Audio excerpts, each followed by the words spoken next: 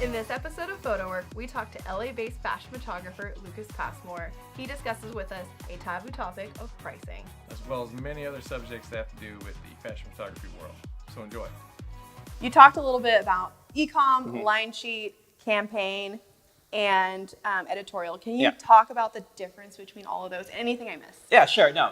So basically, that's kind of like model test would be the very, very basic one. Yeah, okay. As far as making money. Okay. That's kind of where everyone kind of starts. And here's the thing: is like now more than ever, models getting paid to shoot models' portfolios is really hard because there's just so many more of us that will just want to get a foot in the door, just to make good with an agency. It's kind of like, I don't know, as wedding photographers, I know that the pricing is being really affected by like kids coming in and undercutting you because they just want to get their foot in the door too. So it's the same problem across the board. If you're able to land some model tests, again, it's going to be so infrequent that it's almost not even like, definitely report your taxes for sure, but like it's almost not even worth like counting as income. But so the next step, not really next step, you can go, by the way, you can jump all around. There's no like, it doesn't go in this exact order. But what a common next step would be is to start with either line sheets or e-com. So the difference is e-com and line sheets are kind of shot the same, meaning like white psych background, or if they get particularly inspired color background, some clients want it. But it's the same kind of like broad lighting, very commercial lighting, because you want to be able to see the clothing head to toe. You don't want to get fancy necessarily with some like very dynamic lighting and start playing with shadows. You want to be able to see the clothes. So what line sheets are, the rate's going to be a little bit lower because line sheets aren't used commercially. Oh. Line sheets aren't brought to the public. So basically what line sheets are the client creates their line for fall 2018, and they have, just to make it simple, they have 25 pieces. It's like 200, but usually it's 20. Like, we'll make it simple. So 25 pieces total. And so what they need then is an internal document. So they need to photograph these outfits, usually on a model, but sometimes on flats. That is to say, just no model, just on like white flats. But usually it's on a model. And then what they'll do is then it's their complete line. And then they'll take it to trade shows. And trade shows are, a lot of them are in Vegas, but they're kind of all around the country. Trade shows are where the buyers are. So people like Nordstrom, or Bloomingdale's or whomever, really. Anthropology, certainly, like they'll buy other people's stuff and carry it in their store, stuff like that. And so they'll be able to, actually bring the book or send a PDF on the internet, on email, and then the buyers will be able to like literally page through them and be like, oh, okay, we love this top. We'll order 10,000 of this shirt, and we'll order 2,000 of these pants. Ooh, these are cool. But there'll be ones that they don't order either. And if you realize that you created this, this design or shirt, they're called samples, by the way, and no one really wants it, well, you're not going to take that to market. And so again, like line sheets are an internal document that the designer or the actual store or whatever themselves then take to the buyers to see like, well, how many of these should we order? And, how many of these should we make? Because it's internal, it doesn't really ever see the commercial market. So usually you're not going to get the same rate as you would for e-com. So e-com or e-commerce is kind of a catch-all term. It definitely means something very specific, but now everyone kind of says e-com. And what all that is to say is, again, white backdrop, broad, just get a big octabox, like the Chrome 74, or just a 5-foot octabox and some V-flats, and really it's very simple to shoot. And it's just like, it's front, side, back, maybe some movement. But these are the things that you're going to find online on companies' websites, like for instance, Rag & Bone. Shawl, it kind of just now means that white psych look, and it's just like online catalogs. So that's what that is.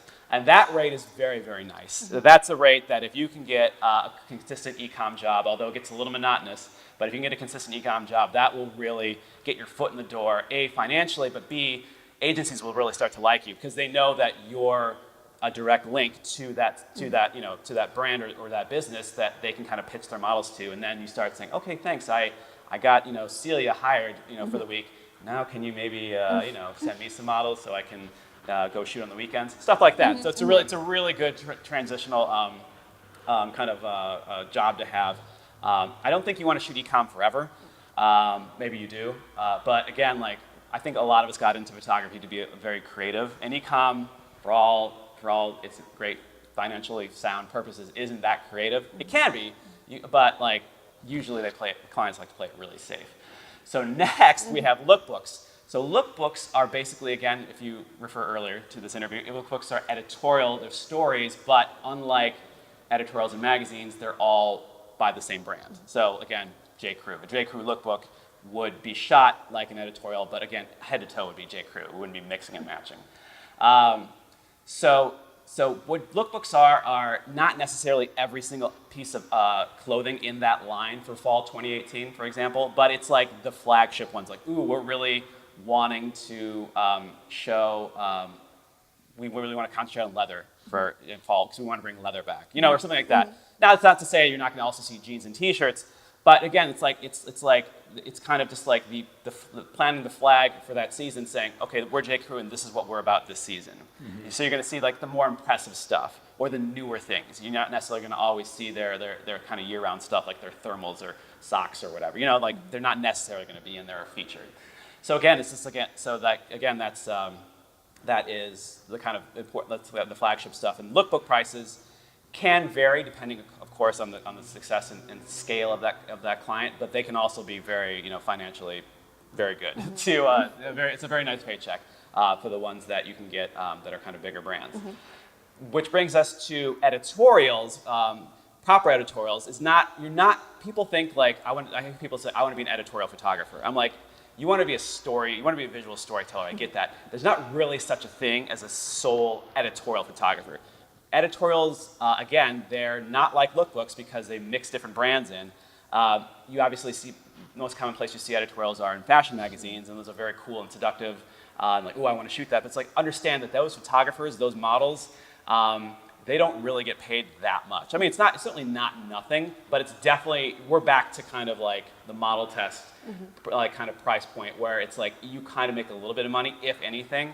But that's really a place that if a magazine commissions an editorial from you, basically they're saying, this is going to get published. We're giving you a small budget, not for you to spend on yourself, but to spend, equipment, location, scale, scope.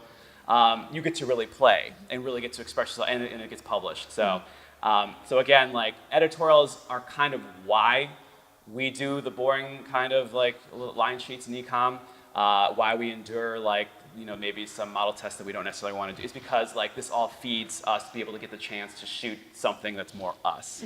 And there's a lot more art and creativity and flexibility and latitude built into shooting an editorial, again, versus a lookbook. The client may have their own vision of that, and you kind of have to meld your vision with theirs. And then finally, we have campaigns. So campaigns, the difference really between a lookbook and campaign is really pushed in multiple markets, even semi-nationally or full nationwide, or even internationally. And that's so the things you're shooting are going to appear on billboards in Times Square, on the sides of buses in Tokyo, and stuff like that. It's literally a campaign to like spread like brand awareness throughout multiple markets and in some cases multiple countries. And for that, campaigns are kind of like the top of the cake. I don't know what that is. I don't know what that means. You guys know what I mean, right? But like those are going to be your biggest paychecks because like that is now reaching multiple markets, and so it's going to like the brands are going to be ideally have that much more of a reach. They're going to be making that much more money. So a little bit, not a little bit. Some of that's going to come back on you as far as compensation. So that's the goal, really, is to be financially sound. Whether or not you personally have an artistic fulfillment from shooting campaigns is totally personal. But that's kind of where the big paychecks really come from. And so again, like there's a million little things in between, like shooting musicians or shooting celebrity portraiture, stuff like that. Private clients, there's a million other little things that are little avenues of revenue. But those kind of tiers I've just listed out are the basic ones for commercial fashion photography, at least right now. Can you just give us like a range of like what's like a range you would get paid for line sheet? What would be a range for e-com, and then all the way up to campaign? Sure. Model tests, usually they're going to be free because you just want to kind of get in with the agencies. But model tests can range between, I don't really do that many model tests anymore. My rate's about 500 for about 3 looks and 10 images. Someone can come in and charge less than that, but like that's when you start getting a little bit of, well, they want to shoot with me. They don't want to, like, they'll pay a little bit more to shoot with me or somebody else versus like just trying to make, you know, like getting the cheapest rate possible. It's not like universal across the board. Like, I'm not the same, like Adam, I was talking with Adam Mont earlier. Hi Adam, how's it going? Great guy. We shoot totally different. Maybe they want his look, maybe they want my look. Maybe I charge more, maybe he charges more. It just depends on what that model needs for her portfolio. But again, a couple $100 is really all you're gonna that's kind of the going rate. You can expect to charge. I mean, most of these models are like teenagers in early 20s. They don't have $800, right? You know, so you kind of have to be smart. But whatever, I'll charge $800. I don't care. Do whatever you want. Like, but line sheets you can expect about 500, 600, 700. E-com, this is where like the photographer's rate. Again, it's like, are you booking a studio? Do you need to rent lights?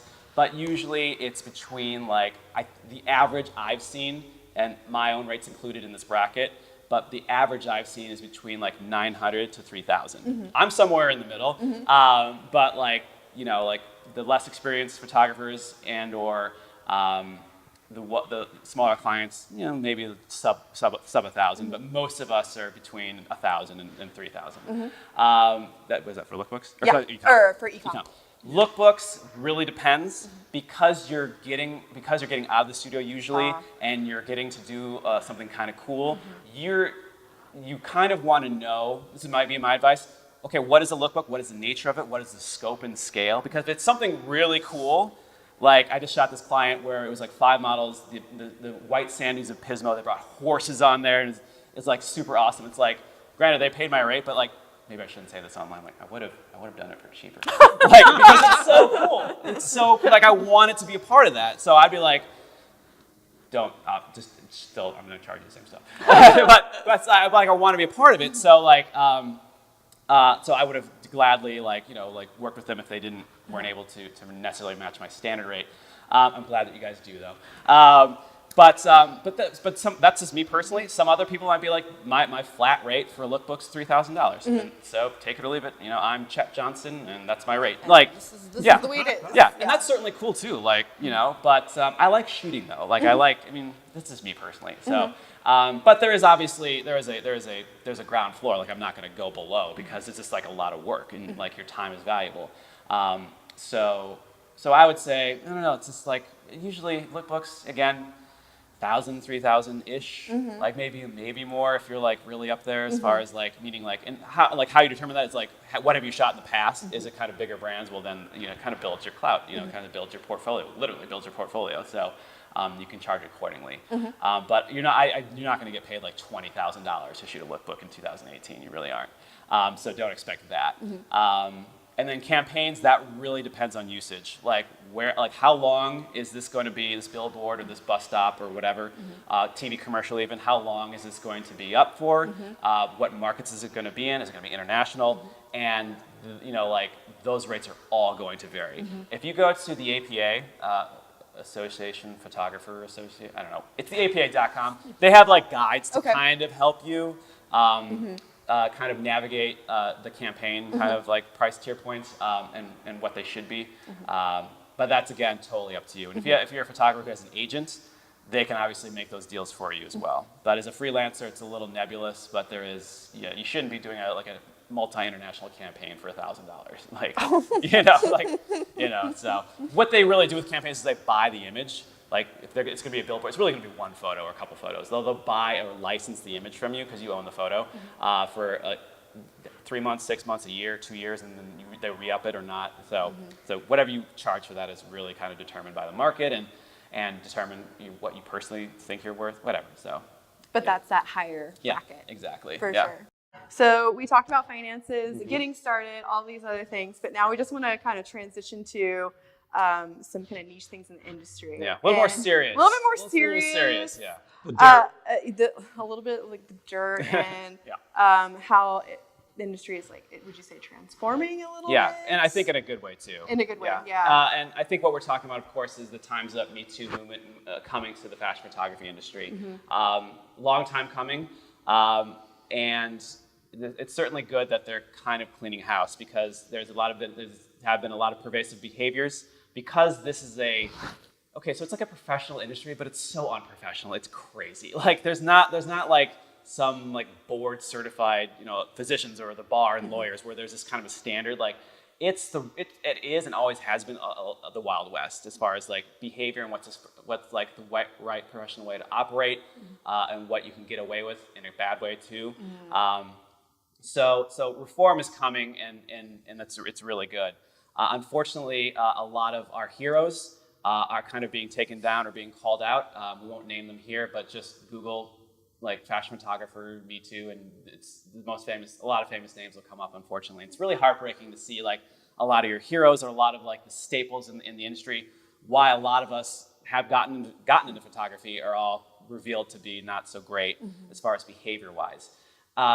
So what is so crappy about all this is that obviously men are part of the fashion photography industry too, as far as like the talent side, I mean, and in a very famous case that's very prevalent and relevant right this moment, there's a group of guys who've come forward with allegations against a very famous fashion photographer. So it just goes to show you it's not just women being harassed; it can be men too. But for the majority, it is women, models specifically, talent, and also female crew members that have experienced, unfortunately, harassment and in some cases assault. And this is really bad because, first off, of course it's bad. But like this, when a model shows up to your set, especially if it's not like, if it's just you and the model test, like she is most likely very young, not too young, but like late teens, early 20s. Like they're probably like, not every single model is from like Kansas, but like they're probably like moved to LA with dreams and like they're very vulnerable and they like, trust is everything in photography, and I'm not saying you guys can't shoot like risque stuff or tasteful nudes or something like that, but that all needs to be discussed ahead of time if at least with them, with their agents, and to know exactly what's going to happen and what you'll be shooting, because a lot of predator photographers will be able to subtly manipulate the talent into perhaps doing something at the very least, although it's not least, but at the very least, perhaps pose nude when they don't want to. At the very most harmful, goes without saying what that would be. But just know that like, as a photographer, you are being handed a lot of trust. Almost, there isn't a lot of time to build trust, and the model more than likely just has to give it to you, and you can't abuse that. That's not to say, again, you can't shoot the kind of content you want to, whatever that might be, but you just have to discuss it ahead of time and make sure she's okay with it or her agent's okay with it. Or whatever. Even if you're not in fashion photography and you still want to shoot maybe on the risque side, using freelance models, you have to be forthcoming with everybody. Because why would you wouldn't want to be put in a situation where you're doing stuff you don't want to. Why are you making them? And yeah, so just try to be good people. Like, just try like this much, and and everyone will like you. Like if you're like a good person. Good person. Yeah. Have a man bun. Yeah, have a man bun. Man bun necessary. Yeah, I'm surprised I'm not wearing all black. The traditional. Hey, you are though. I am. Yeah, the uniform of the fashion photographer is usually all black. Skinny black jeans, black t-shirt. Yeah, but again, like my little cargo shorts. It's a cheesy little guy. Dad. I have 3 dogs. I don't have kids, but like anyway. Thank you, Lucas, for taking us down your story, how to get into the industry, how to elevate to the industry, and some transparency with like financial side. And not everybody wants to talk about that, so thank you. You are very welcome. Appreciate that. Yeah, thanks for having me, guys.